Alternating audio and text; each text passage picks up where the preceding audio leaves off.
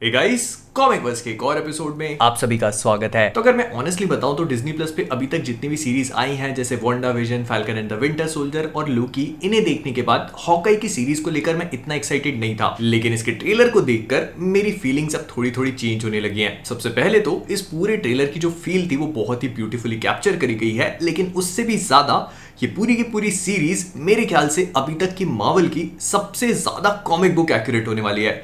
और ऐसा क्यों है, क्या है, सब कुछ आगे बताता हूं। और क्योंकि बहुत सारा कॉमिक बुक्स का ज्ञान पेलने को है तो कॉमिक वर्स से मैं हूं मोहित और आज हम लोग ब्रेक डाउन करने वाले हैं हॉकाई के ट्रेलर का। तो बिना तीर तलवार चलाए चलिए शुरू करते हैं।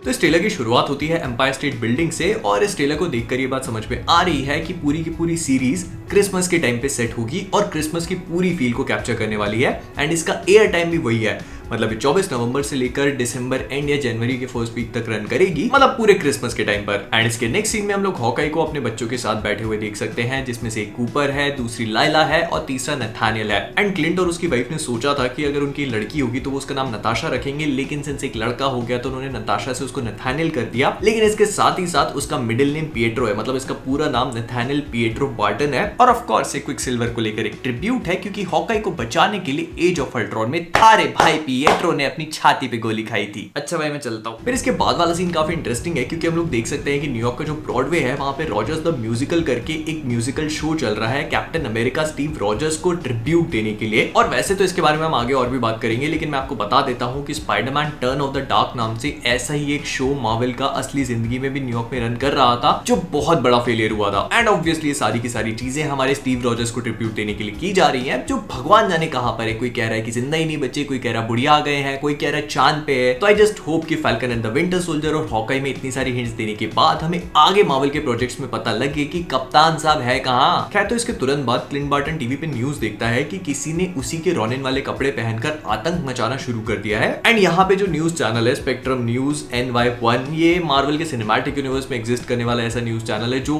मोस्टली बड़ी बड़ी खबरें कवर करता है। खैर, तो क्लिंट क्या करता है कि उसके जितने भी बच्चे उनको गाड़ी में बिठाता है और घर भेज देता है। कहता है मैं बस तुम्हारे पीछे आ ही रहा हूँ, एक मिशन पे जाना है मेरे को। एंड मैं आप सबको यहीं पे बताना चाहता हूं कि पूरी की पूरी हॉकाई सीरीज जो है ये मार्वल कॉमिक्स से बहुत हेवीली इंस्पायर्ड है, स्पेशली जो उनका मैट फ्रैक्शन वाला रन था जो 2012 से लेकर 2015 तक चला था। और ये अभी तक की बेस्ट मार्वल कॉमिक्स में से एक कंसिडर करी जाती है, बेस्ट हॉकाई नहीं सिर्फ बेस्ट मार्वल कॉमिक्स में से एक। इनफैक्ट जो हॉकाई के कान में ईयर पीस लगा हुआ है वो भी सीधे सीधे कॉमिक बुक के पैनल से ही निकाला हुआ सीन है। प्लस अगर आप लोग सोच रहे हो कि गाना कौन सा है, तो एंडी विलियम्स का it's the most wonderful time of the year song है। और इसके नेक्स्ट सीन में हम लोग देखते हैं कि क्लिंट उस रॉनिन जैसे दिखने वाले शख्स को ट्रैक करता हुआ पहुंच चुका है, जो एक्चुअली में और कोई नहीं बल्कि केट बिशप है। अब केट बिशप कौन है, इसको लेकर मैं थोड़ा सा ज्ञान पेल देता हूं। तो कॉमिक बुक्स में केट बिशप वो कैरेक्टर है जो फीमेल हॉकाई बनती है।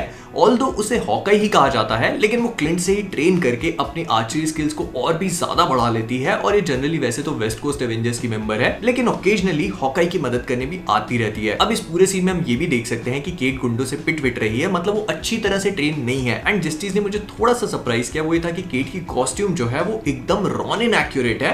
एंड सिंस रॉनिन के बारे में बहुत ज्यादा लोगों को नहीं पता था, तो आखिरकार केट ने उसे हूबहू कॉपी किया तो किया कैसे। और इसी सीन के बैकग्राउंड में केट कहती है कि लोग मुझे वर्ल्ड्स ग्रेटेस्ट आर्चर भी कहते हैं। अब देखो, अभी तक तो मार्वल के सिनेमैटिक यूनिवर्स में क्लिंट बार्टन को वर्ल्ड्स ग्रेटेस्ट आर्चर कह के बुलाया जाता था। इनफैक्ट कॉमिक बुक्स की अगर मैं बात करूं तो उसमें क्लिंट को वर्ल्ड्स ग्रेटेस्ट मार्क्समैन कहते हैं। तो ये उसी चीज को लेकर एक ईस्टर एग है। और फिर इसके बाद हम एक और शॉट देखते हैं उसी ट्रेन स्टेशन के सामने का, जहां पर हमने एवेंजर्स को असेंबल होते हुए देखा था एवेंजर्स 1 में। एंड प्रोबेबली जो केट की पूरी हेल्प क्लिंट कर रहा है उसके बारे में उसकी फैमिली को नहीं पता, क्योंकि वो अपनी वाइफ को एक वीडियो कॉल पे कहता है कि वो एक आध दिन में वापस आ जाएगा, चिंता की कोई बात नहीं है। और अगर आप इस वाले सीन में केट को देखोगे तो उसका चेहरा बिल्कुल कटा पिटा पड़ा हुआ है, जहां पर बैंडेजेस लगे हैं। एंड ये चीज भी मैट फ्रैक्शन का जो हॉकाई रन था कॉमिक बुक वाला, उसको लेकर बिल्कुल एक्यूरेट है, क्योंकि उसमें भी ये दोनों पूरा टाइम टूटे फूटे ही रहते थे। और फिर इसके बाद वाला सीन बहुत ज्यादा इंटरेस्टिंग है, क्योंकि यहाँ पर एंट्री होती है ट्रैक सूट ड्रैकुलास या फिर ट्रैक सूट माफियाज की। मुझे पता है कि इस वाले सीन में दिखने वाले लोग आपको मनी हाइस्ट के वेला चाव वाले चोर लग रहे होंगे, लेकिन वो है नहीं।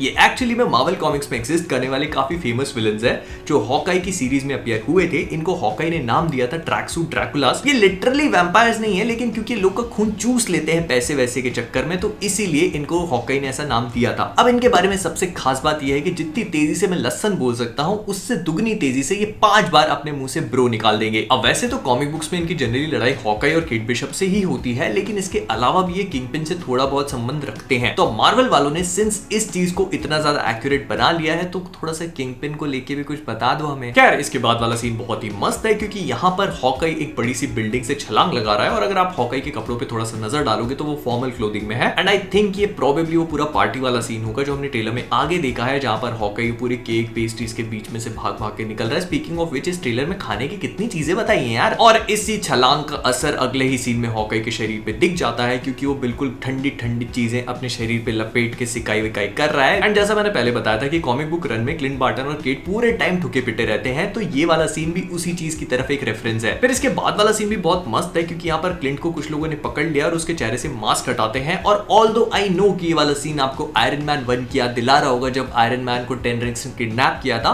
लेकिन एक्चुअली में ऐसा है नहीं। ये वाला सीन भी कॉमिक बुक के पैनल से उठाकर एज इट इज डाल दिया है। और मुझे पता है कि पीछे वाली लड़की को देखकर तो आप ये टोक्यो ही समझ रहे होगे इसको, लेकिन नहीं, ये मनी हाइस्ट वाली नहीं, वही ट्रैक सूट ड्रैकुलास है। मनी हाइस्ट का वीडियो मैंने बना दिया था पिछले हफ्ते, रखा हुआ है वो अभी तक, उसको अपलोड ही नहीं कर पा रहा हूं, कल आ जाएगा पक्का। एंड ये जो मुच्छड़ आप लोग को दिख रहा है ना, ये प्रोबेबली कॉमिक बुक में एग्जिस्ट करने वाला इवान नाम का कैरेक्टर है जिसकी क्लिंट बार्टन से बहुत ही गंदी दुश्मनी हो जाती है। होता कुछ ऐसा है कि क्लिंट जिस बिल्डिंग में रहता है उसका ओनर इवान होता है और वो वहां के टेनेंट्स को बहुत ज्यादा परेशान करता है। तो क्लिंट एवेंजर से उसने जितने भी पैसे कमाए होते हैं वो उन्हीं पैसों से उस पूरी बिल्डिंग को खरीद लेता है, ऑफ कोर्स इवान को मजबूर करके। लेकिन ये चीज इवान को बिल्कुल पसंद नहीं आती, तो वो ट्रैक सूट माफियाज के साथ जाके मिल जाता है और फिर वो सब लोग क्लिंट बार्टन पे अटैक कर देते हैं। एंड प्रोबेबली ये वाला सीन भी उसी तरफ थोड़ा बहुत इशारा कर रहा है जब केट उसे बचाने आती है, ऊपर छत से गिरती है लेकिन वो पूरी तरह से फेलियर हो जाता है। एंड आई जस्ट होप कि एक बार क्लिंट यहाँ पे बोल दे I know this looks bad, क्योंकि कॉमिक बुक्स में उसकी ऑलमोस्ट हर एक कहानी की शुरुआत इसी डायलॉग से होती है। फिर इसके बाद वाले सीन में हम इन ट्रैक सूट माफियाज को देखते हैं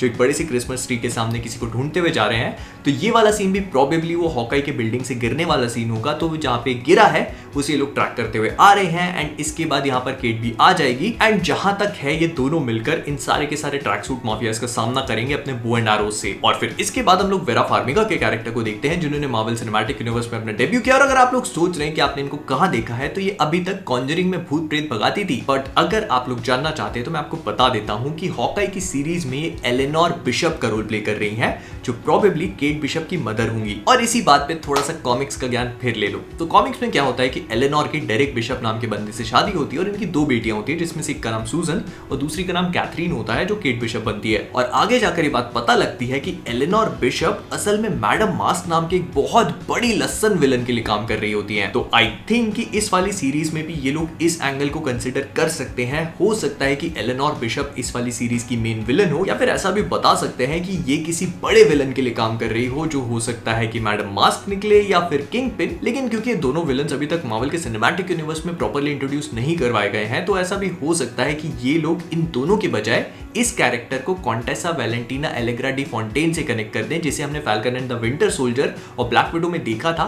एंड हमें ये भी पता है कि फ्लोरेंस पग, जिसको ब्लैक विडो के पोस्ट क्रेडिट सीन में इसने आके भड़काया था, वो इस सीरीज में अपीयर होने वाली हैं। तो ऐसा हो सकता है कि एलेनोर बिशप की रूट्स मिस वैलेंटीना से ही कनेक्टेड हो, जो चीज इस कैरेक्टर को भी थंडरबोल्ट्स के लिए काफी इंपॉर्टेंट बना देगी। फिर इसके बाद वाले सीन में हम वही रॉजर्स द म्यूजिकल के एक सीन को देखते हैं जिसमें ये लोग प्रोबेबली न्यूयॉर्क की जो बैटल थी उसको रीएनैक्ट कर रहे हैं, क्योंकि यहाँ पर हम लोग Tony Stark, Black Widow, Hawkeye, Thor, Loki, Bruce Banner, Steve Rogers और ये हरा आदमी जो स्पाइडरमैन का पोज दे रहा है वो प्रोबेबली हल्क हो। बट इसके बाद वाला सीन बहुत ही ज्यादा क्यूट एंड इंटरेस्टिंग भी है, क्योंकि यहाँ पर हम एक डॉग को देखते हैं जो बहुत ही क्यूरियसली किसी की तरफ देख रहा है। और फिर से कॉमिक्स का ज्ञान आएगा। अब कॉमिक बुक्स में जो मैट फ्रैक्शन का हॉकाई रन था उसमें हॉकाई के पास लकी नाम का एक डॉग भी था। ये डॉग वैसे तो ट्रैक सूट माफियाज को बिलोंग करता था जो इसे बहुत ही बुरी तरह से ट्रीट करते थे, लेकिन हॉकाई से मिलने के बाद हॉकाई इसे थोड़ा सा प्यार व्यार कर देता है। तो लकी उस फाइट में एक्चुअली में हॉकाई की जान बचा लेता है ट्रैक सूट माफियाज जो उसके एक्चुअल ओनर्स होते हैं उन्हीं पर अटैक करके, और गुस्से में आकर वो लोग लकी की आंख फोड़ देते हैं। तो वो जो आई का डैमेज है वो भी हम इस वाले सीन में इस वाले डॉग के ऊपर देख सकते हैं। तो एमसीयू में ये वाला डॉग प्रोबेबली लकी ही है and I am really glad कि मार्वल वालों ने इस चीज को इतना ज्यादा एक्यूरेट रखा है कि एक डॉग तक को इंट्रोड्यूस करवा दिया, उसकी आंख को भी फोड़ दिया। और इसके बाद वाले सीन में हम लोग क्लिंट और केट को एक कार्निवाल जैसी जगह पे देख सकते हैं जहां पर कुछ लोग ऐसे कॉस्प्ले वॉस्प्ले कर रहे हैं और ये लोग एक फेक स्वॉर्ड फाइट करते हैं। अब देखो, मुझे वैसे तो पता है कि बहुत डीप नहीं जाना चाहिए, लेकिन ऐसे कुछ दिमाग में तो बता देता हूं। कॉमिक बुक्स में क्या होता है कि जैक डुकू नाम का एक कैरेक्टर होता है जो हॉकाई का मेंटोर होता है और उसे स्वॉर्ड मास्टर कहते हैं, एंड वो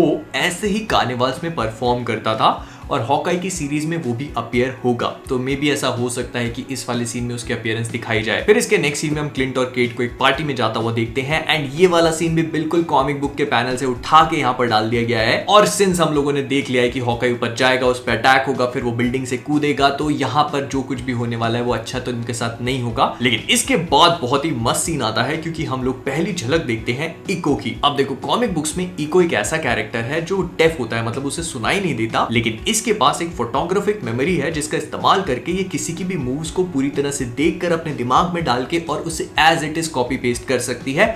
मुझे पता है कि ये सब चीजें हम ब्लैक विडो के टास्क मास्टर में देख चुके हैं, लेकिन मार्वल वाले वहां पे हक दिए थे, तो आई होप कि यहां पर ना आगे। और अगर आप लोगों को नहीं पता तो बता देता हूं कि इस सीरीज के बाद इको को अपनी अलग सीरीज मिलने वाली है डिज्नी प्लस पे। लेकिन इसके बाद वाला सीन और भी मजेदार है क्योंकि क्लिंट और केट एक गाड़ी में बैठकर जा रहे हैं और उनके पीछे वापस से वही ट्रैक सूट माफियाज लगे हुए हैं जो एक रेड कलर की कार में है। और ये सीन भी वही मैट फ्रैक्शन का जो हॉकाई रन था उससे एज इट इज चेपा हुआ है। एंड कॉमिक बुक्स में ये वाली सीक्वेंस उस पूरी सीरीज की सबसे बेस्ट सीक्वेंसेस में से एक थी, तो आई होप कि इस शो में भी वैसा ही कुछ हो। और यहाँ पे क्लिंट केट को अपने क्विवर में से कुछ एरो वगैरह देता है और उसको कहता है नहीं ये बहुत डेंजरस है, ये मत चलाना, वो मत चलाना। और इस वाले सीन से ये भी समझ में आ रहा है कि इस पूरे शो में क्लिंट जो है वो केट का मेंटोर सॉर्ट ऑफ होगा। तो केट एक एरो को निकालती है, फायर करती है और उससे एक बहुत ही बढ़िया सा धमाका होता है जिसमें एक वैन उड़ जाती है और इस वैन पे लिखा होता है ट्रस्ट अ ब्रो। और थोड़ी देर पहले मैंने आपको बताया था कि ट्रैक सूट माफियाज का एकदम लसन टाइप का वर्ड है, जैसे मैं लसन यूज करता हूं वैसे ब्रो यूज करते हैं, तो ये उन्हीं की वैन होगी। लेकिन trust a bro moving company, ये कैसा नाम है भाई। और इसके बाद वाले सीन में हमें केट और क्लिंट की एक झलक देखने को मिलती है जिसमें वो उल्टे कूद कर एरो शूट कर रहे हैं और ये वही एवेंजर्स के फर्स्ट पार्ट वाला ईस्टर एग है जब हमने क्लिंट को वो ऐसे लेट कर एरो फायर करते हुए देखा था। तो देखो मैं बहुत ही क्लियरली बता रहा हूँ कि इस पूरी सीरीज को लेकर मैं बहुत ज्यादा एक्साइटेड नहीं था, लेकिन इस ट्रेलर ने मेरे थॉट्स थोड़े से चेंज करे हैं। अभी भी ऐसी बहुत सारी चीजें हैं जो हमें ट्रेलर में नहीं दिखाएगी, जैसे येलेना बेलोवा का क्या रोल होगा। एंड क्योंकि उसे लगता है कि क्लिंट नताशा की डेथ के पीछे रिस्पॉन्सिबल है तो वो क्लिंट के ऊपर अटैक भी करेगी, लेकिन समहाउ वो उसका माइंड चेंज कर देगा, तभी वो अच्छी साइड पे आएगी। लेकिन ये भी समझ में आ रहा है कि इसी सीरीज का इस्तेमाल करके ये लोग प्रोबेबली डार्क एवेंजर्स या थंडरबोल्ट्स जो कुछ भी है उसका भी एक फाउंडेशन सेटअप करेंगे, क्योंकि आई एम गेसिंग कि जो केट की मॉम है मतलब एलेनोर बिशप, वो किसी ना किसी कैपेसिटी में वैलेंटीना के लिए काम कर सकती है। और इसका मतलब ये भी है कि क्लिंट और केट जो है वो थंडरबोल्ट्स वाली जो सीरीज या मूवी होगी उसमें अपीयर होंगे। तो कुल मिला के हॉकाई का ट्रेलर बहुत ही ज्यादा अच्छा था, जिसने क्रिसमस की पूरी वाइब्स को बहुत ही अच्छी तरह से कैप्चर किया। ये मैट फ्रैक्शन की जो हॉकाई कॉमिक बुक सीरीज थी उसे बहुत ही एक्यूरेट तरीके से अपने अंदर अडैप्ट कर रही है। एंड उसमें भी एक वॉल्यूम था 6 डेज बिफोर क्रिसमस, जो कि क्रिसमस से पहले होने वाले हॉकाई की लाइफ में जो भी कांड होते हैं उनको बताती है। तो आई थिंक कि ये उसी पे बेस्ड हो सकता है। तो विद दैट बीइंग सेड हम लोग इस वीडियो को यहीं पे रैप अप करेंगे। अगर आपको ये वीडियो पसंद आया हो तो प्लीज इसे लाइक और शेयर करना मत भूलिएगा। फिर इसके बाद अगर आप सभी लोग कॉमिक वर्स पे नए हैं तो वो नीचे वाला सब्सक्राइब बटन आपको लाल रंग का दिख रहा होगा, जिसे अगर आपने टच नहीं किया तो क्या किस चीज का इंतजार कर रहे हो, तीर चलाओ उस पे जाके। और जब इतना कर लिया तो फेसबुक, इंस्टाग्राम, ट्विटर, डिस्कॉर्ड सारी की सारी लिंक्स नीचे डिस्क्रिप्शन में आपका इंतजार कर रही है, जाके वहां फॉलो कर लीजिए। एंड अगर मेरी लुकी टी शर्ट अच्छी लग रही, कौवे वो भी उड़ा रहा है यहाँ पे वो, तो जाइए और thecomicverse.com पे शॉप अवे कर सकते हो। लुकी डिस्काउंट कोड का यूज करना मत भूलना। फिर इन सब चीजों के बाद मुझे ये बताइए कि आपको हॉकाई का ट्रेलर कैसा लगा और इसे लेकर आप कितने एक्साइटेड हैं। तो जाने से पहले कॉमिक वर्स से मैं हूं मोहित और आप सभी लोग as always keep being awesome. They got your ass on camera. Niggas ain't got me on no fucking camera. This is the clearest video I've ever seen. This is the most HD shit ever. This is 4K. How did they get you in 4K? That ain't me.